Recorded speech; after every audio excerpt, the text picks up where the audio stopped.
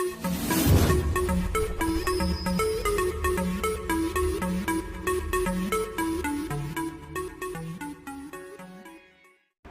Students, एक बार फिर स्वागत आप सभी का आपके अपने YouTube channel smart study classes पर। तो स्टूडेंट आज की वीडियो आप सभी के लिए बहुत ज़्यादा इंपॉर्टेंट है, क्योंकि स्टूडेंट आज मैं आपको इलेक्ट्रोस्टैटिक्स एंड करंट इलेक्ट्रिसिटी के इंपॉर्टेंट डेरिवेशंस बताने वाला हूँ।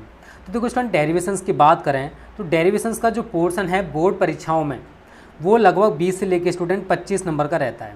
या तो आप डेरिवेशन कह सकते हो या फिर लॉन्ग क्वेश्चन कह सकते हो। तो स्टूडेंट को आप जो तैयारी कर रहे हो उसके साथ साथ डेरिवेशंस पे आप ज़्यादा फोकस करना, क्योंकि 20 से लेके 25 नंबर डेरिवेशंस या फिर लॉन्ग क्वेश्चंस कवर अप करते हैं।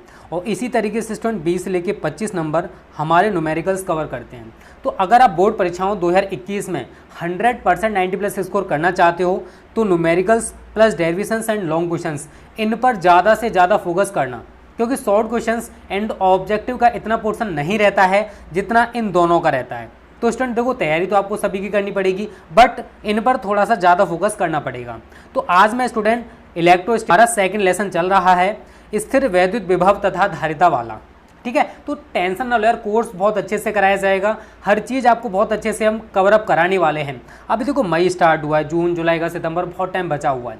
अगर स्टूडेंट आप ऑफलाइन कोचिंग भी नहीं कर पाते हो और कॉलेज भी नहीं जा पाते हो, तब भी स्टूडेंट हमारे चैनल से पढ़कर मैं गारंटी के साथ कह सकता हूं स्टूडेंट आप बोर्ड परीक्षाओं में 90+ स्कोर कर सकते हो, क्योंकि यहां पर मैं आपको कोर्स के साथ साथ बहुत कुछ कराने वाला हूं। प्रैक्टिस सेट कराऊंगा, प्रीवियस पेपर कराऊंगा और हर चीज़ आपको बताई जाएगी कि कैसे आप बोर्ड परीक्षाओं 2021 में 90+ स्कोर कर सकते हो। क्योंकि स्टूडेंट आप सभी को पता है कि लॉकडाउन 3 कह सकते हो लागू होने वाला है 3 मई के बाद, 17 मई तक ये चलेगा, ठीक है। तो स्टूडेंट आपको घर पर बैठकर ही तैयारी करनी पड़ेगी, ऑनलाइन आप तैयारी बहुत अच्छे से कर सकते हो, ठीक है ना।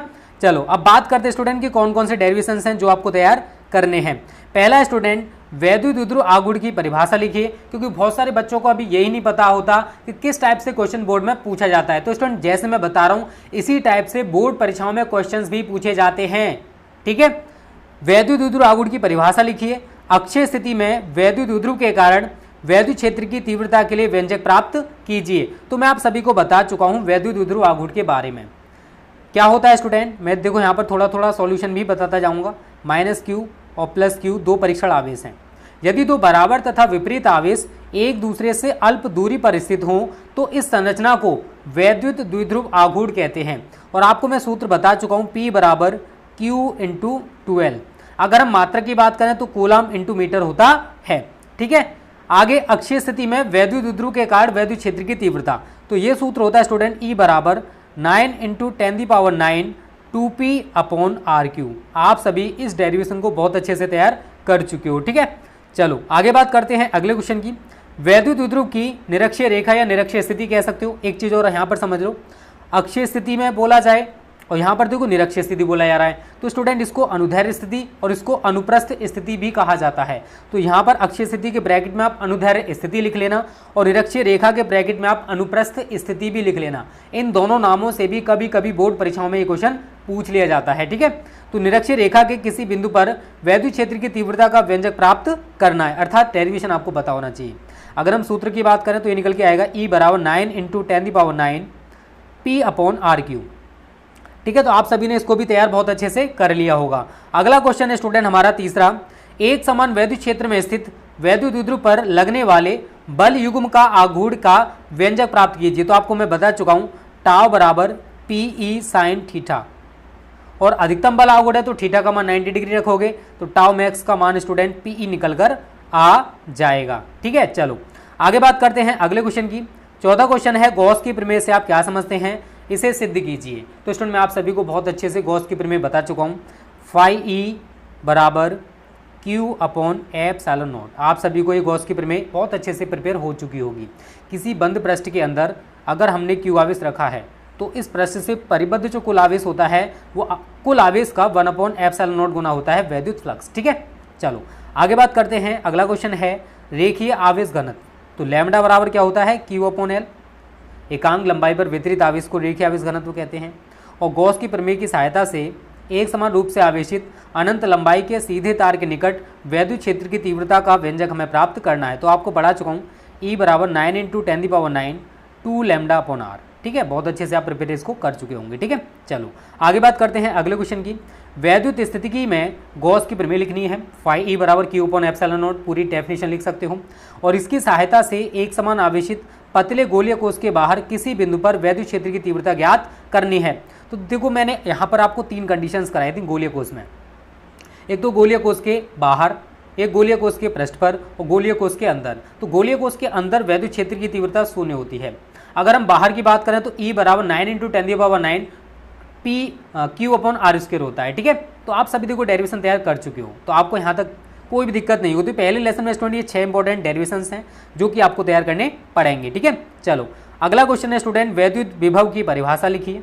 तो आप सभी जानते हो V बराबर क्या होता है, W अपॉन क्यू नॉट। एकांक परीक्षण आवेश को अनंत से वैद्युत क्षेत्र में किसी बिंदु तक लाने में जितना कार्य करना पड़ता है उसे उस बिंदु पर वैद्युत विभव कहते हैं।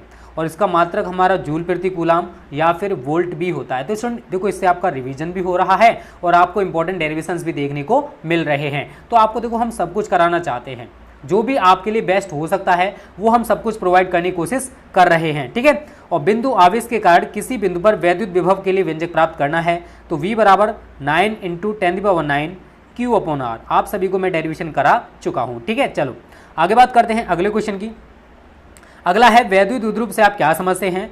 वैद्युत द्विध्रुव की अक्षीय स्थिति में किसी बिंदु पर वैद्युत विभव का सूत्र स्थापित कीजिए। तो वैद्युत द्विध्रुव क्या होता है, यदि दो बराबर तथा विपरीत आवेश एक दूसरे से अल्प दूरी पर स्थित हो तो इसी संरचना को हम इलेक्ट्रिक डायपोल कहते हैं। और अक्षीय स्थिति और निरक्षीय स्थिति आप सभी को पढ़ा चुका हूँ। अक्षीय स्थिति में क्या होता है, E बराबर 9 × 10⁹ P अपॉन आर स्क्वायर।